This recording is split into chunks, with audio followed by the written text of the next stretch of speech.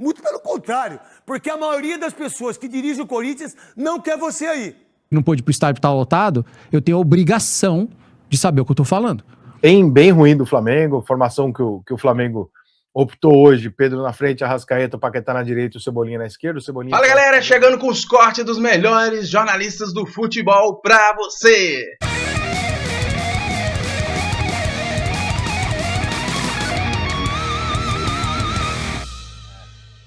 Cartões amarelos, 3 pro Vitória, 4 pro Flamengo, os dois caras aí meio que na berlinda ali para tomar um cartãozinho vermelho.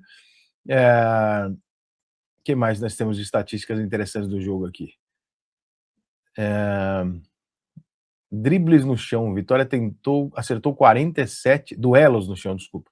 O Vitória ganhou 64%, o Flamengo 36%. Então assim, ó, bolas divididas, é um puta de um dado aqui relevante, que o Flamengo tem uma discrepância considerável para o time do Vitória no jogo de hoje. Duelos no chão, o Vitória ganhou 64%, o Flamengo 36%. Uma grande vantagem para o Vitória. Duelos aéreos, aí o Flamengo ganhou mais do que o Vitória, 57-43%. Dribles, o Flamengo deu 3, o Vitória deu 6, nada muito relevante.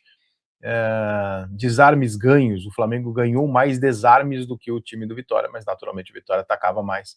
Então isso é consequência do jogo. Mas cara, o jogo bem ruim do Flamengo, formação que o Flamengo optou hoje, Pedro na frente, Arrascaeta, Paquetá na direita, o Cebolinha na esquerda. O Cebolinha foi, acho que talvez o único jogador, assim como o Pulgar, que fez um golaço, e o Ortiz pelo passe, o Rossi pelo pênalti, ou seja, todos por lances isolados conseguiram sair ali sem merecer muita crítica. O Alexandre fez uma partida ruim, fez um pênalti absolutamente claríssimo, não tinha, sei lá porque que ele fez aquele pênalti daquele jeito, jogador tão experiente. O Pulgar fez um golaço, se salvou ali, o Pedro não pegou na bola, o Arrascaeta não pegou na bola, o Paquetá não conseguiu produzir nada, o Everton Cebolinha fez um gol e deu passe pro outro, então acaba, né, não tem como você contestar numa partida que termina 2-1. O Everton Araújo também não fez uma grande partida, Léo Pereira mais ou menos também, o Emerson Royal abaixo, o Alexandre acabou cometendo um pênalti ali que não precisava. O time do Vitória também não jogou nenhum partidaço, né, também teve boa dificuldade de construção e tal, mas cara, se o flamenguista quiser falar assim, mas o Flamengo fisicamente está cansado, bom, então você tem que culpar a diretoria do Flamengo que voltou pro planejamento anterior para evitar uma derrota pro Vasco, porque foi basicamente isso. O presidente do Flamengo chamou e falou, não vou perder pro Vasco, Fluminense nem fudendo, então muda a porra do planejamento e bota os caras para jogar e tal. Eu não sou contra, eu era mais a favor de preservar do que isso, preservar os meninos, mas se for isso, nós já estamos na terceira rodada do Campeonato Brasileiro. Não é mais para brincar. Você quer brincar, brinca domingo. Domingo no Campeonato Estadual, tu brinca. Tu bota o campeonato, time mais leve, mais garoto, time que estiver cansado, tá? Mas no Campeonato Brasileiro não dá para brincar, porque são 38 rodadas, todas elas valem igual. Então, achei que hoje o Flamengo ia apresentar uma coisa bem melhor do que ele apresentou nos últimos jogos e tal, e não aconteceu. Inclusive, pior, na minha opinião. Para mim, o Flamengo jogou pior hoje do que jogou no jogo contra o Internacional. Não acho também que seja um motivo de grande preocupação, meu Deus, o Flamengo está em crise, nada vai se ajeitar, aquelas coisas de torcedor maluco, não acho que é nada disso, mas a vitória hoje mascara um cenário que seria hoje, se o Vitória empata no final, se o Vitória ganha o jogo hoje, nós estaremos aqui discutindo uma puta de uma atuação ruim do Flamengo e a pressão continuaria, porque realmente o time do Flamengo reagiu no placar, mas ele não reagiu, o Flamengo não reagiu tecnicamente em campo, então é um jogo meio preocupante, né, pro Flamengo, que tem agora no final de semana ele joga contra o Botafogo pelo Campeonato Carioca. É um jogo único, decisão, mata-mata e tal, mas assim, o Botafogo também não tá bem, então não tem motivo para criar grandes tumultos e tal, mas realmente eu não consegui entender, eu não concordo, não consigo entender a escalação do Paquetá. Acho que se o Arrascaeta não tá no nível do ano passado, tira ele do time. Razoavelmente simples para mim, você tira o Arrascaeta, vai falar assim, você não tá legal, você não joga. Pedro, não tá no ritmo, tira.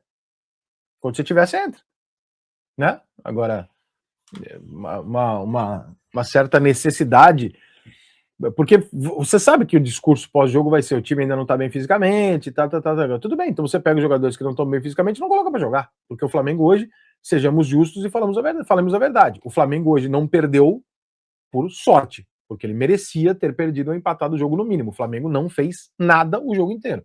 E o Vitória teve lá, o Vitória perdeu um pênalti e tal, o Flamengo não era para ter feito 2-0 em nenhum momento, o Flamengo não foi nem 1-0 melhor do que o Vitória, Ele achou 2 gols lá, um golaço de fora da área do Pulgar e depois uma bola do Ortiz que encontra o Cebolinha ali, um puta de um passe, inclusive. Mas ele não jogou para isso. Então, hoje poderíamos estar aqui discutindo a realidade do jogo e não o placar. Como o placar é favorável, naturalmente o flamenguista vai dar aquela passada de pano e não vai fingir que não viu. Mas o jogo de hoje é difícil, cara. Difícil de... Essa geração te adora. E tá tudo certo. Não tem problema nenhum. Você ganhou 3 títulos. Mas isso aqui, o que o Cascão tá mostrando, isso não é o Corinthians, irmão. O que o Corinthians tem que fazer é botar gente honesta, dedicada, saber fazer. Se tiver que ficar com você, fique com você, mas pague o seu salário. Agora, não queira dar uma de que você é o boss. Você não é o boss. Muito pelo contrário. Porque a maioria das pessoas que dirigem o Corinthians não quer você aí. Todos, quase sem exceção. Mais de 99% das pessoas, presidente, diretor financeiro, ninguém quer você. Porque eles não têm dinheiro para te pagar. Não é que não quer você porque você não joga, porque você joga muito. Mas ninguém quer você porque não tem dinheiro. Se fizer mais 2 anos de contrato com você, vão ser quase 300 a 400 milhões de reais. E o Corinthians não tem dinheiro para pagar você. E para pagar isso que nós estamos mostrando. Porque é uma mordomia que nem o Bill Gates tem. Nem o Elon Musk tem, nem os caras mais ricos desse país têm. Nem o presidente da República. Ninguém tem isso. Agora, você tem num time quebrado. Você tem isso num time quebrado. Que presidente teve impeachment, que o outro usou cartão, que os caras compraram relógio, que os caras compraram Tadala. E aí, meu irmão, o Corinthians não é isso. Agora o Corinthians precisa renovar aquilo que se pensa. Talvez você daqui uns 10 anos até possa ser dirigente do Corinthians, ser o presidente do Corinthians. Mas o Corinthians não é o que você mostra, Veloso. Então, e ele está usufruindo de um contrato da outra diretoria, né? Acaba agora, no meio do ano, esse contrato, que é cheio de mordomias, cheio de regalias, e o Corinthians realmente não tem a condição nem de cumprir esse contrato. Por isso não tem condição de renovar um novo contrato nessas bases. Não tem condição de reunir com o Pedro Raul. Não tem condição. Não tem condição de dar 2 milhões pro Coronado, ninguém fala mais nada. Que o Corinthians está fazendo. Jogadores que estão livres no mercado, sem ter que botar dinheiro. Pediu o Alisson R$1 milhão. O Corinthians não quis dar. Não, e mais, né? Sem condição Chefe de contratar. exclusivo, gerente de relacionamento exclusivo, TV, CTT. Cara, você tem culpa disso? Não, você pode meter o cacete, pode falar o que você quiser de mim na internet, mandar recadinho em música de trap, funk. Eu quero que se dane, irmão. Acho que eu tenho medo de você, tenho medo de alguém, cara. Mas assim, você é craque. O Corinthians sem você, talvez não ganharia nenhum dos títulos. E é verdade isso. E você é ídolo. Mas aqui, ó, isso aqui pro Corinthians, irmão, o Corinthians não tem dinheiro pra pagar a água. O Corinthians não tem dinheiro para pagar os prêmios. O Corinthians não tem dinheiro para pagar o melhor jogador em campo. O Corinthians está pedindo, pelo amor de Deus, para alguém vir e comprar o Guinegão. Está pedindo, pelo amor de Deus, para comprar o Breno Bidon. Pô, tá pedindo isso, irmão. Agora você é um monstro, mas vale tudo isso, Quesada? Não, isso daí é uma baboseira, isso não tem nada a ver com a história do Corinthians. O Corinthians tem que se voltar... né, para dentro de si, lá para Bom Retiro, nos Lampiões ali, né, que construíram o clube em 1910. Isso daí é uma coisa que não tem nada a ver com o Corinthians. Olha só, gente, kit pessoal de mixologia. Vocês sabem o que é essa bravata aí? Isso daí é combinação de coquetel. Ah, pelo amor de Deus. Ó, produtos de higiene pessoal veganos. E sabe quando ele dá essa letra aí? Do dirigente que ele falou, vocês perceberam ou não? Ó, eu já sei quem que é o cara. Todo mundo sabe da imprensa quem é.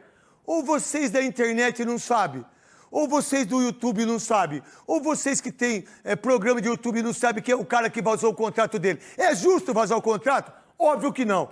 Não deveria. Mas quando eu falo de uma instituição que tem presidente, diretor financeiro, tem 300 conselheiros, olha o que o cara falou de vocês todos. Era para ter, né? Na verdade, era para ter esses caras, né? O que me parece é que não tem, porque o menos culpado disso tudo aí se chama Memphis. Porque foram que deram, ele pediu e deram isso tudo para ele. Aí o clube, quando não tem grana, fica refém do jogador. Aí o jogador traz treinador, o jogador derruba treinador, o jogador chama amigo para dirigir. Aí fica fácil. Porque como é que você oferece um monte de coisa dessa? Você desculpa, Souza, que eu vou lembrando das coisas. Você corintiano, o Andrés colocou Osmar Loss, lembra? Aham. O Duílio colocou o Lázaro, filho do Zé Maria.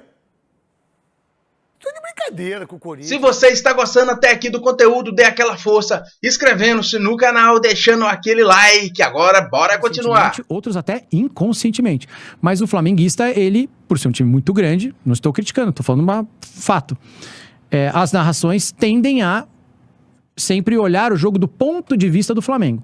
Mas na minha cabeça, ingênuo, como era por assinatura, que é o Prime Video, se um morador da cidade lá, de Altos do Piauí, assinou o Prime Video pra assistir o jogo porque não pôde ir pro estádio porque tava lotado, eu tenho a obrigação de saber o que eu tô falando. Eu tenho a obrigação. E os caras meteram um gol de bicicleta naquele jogo. Colocar a emoção no gol do Altos. Um golaço de bicicleta os caras meteram. Eu tenho a obrigação de saber quem são os caras do time. Eu tenho a obrigação de saber a história do time. E eu tenho a obrigação de contar o drama do jogo, também um pouco do ponto de vista deles. Eu sei que... Assim, vai ficar um pouco mais tendencioso do Flamengo? Vai, lógico, porque eu sou de São Paulo, tô mais perto deles, era o maior time na disputa ali. Mas a minha narração foi equilibrada, eu acho. Rapaz, quando eu saí do ar... Uou! E aí a nação, né? Aí, meu irmão. Foi uma carnificina.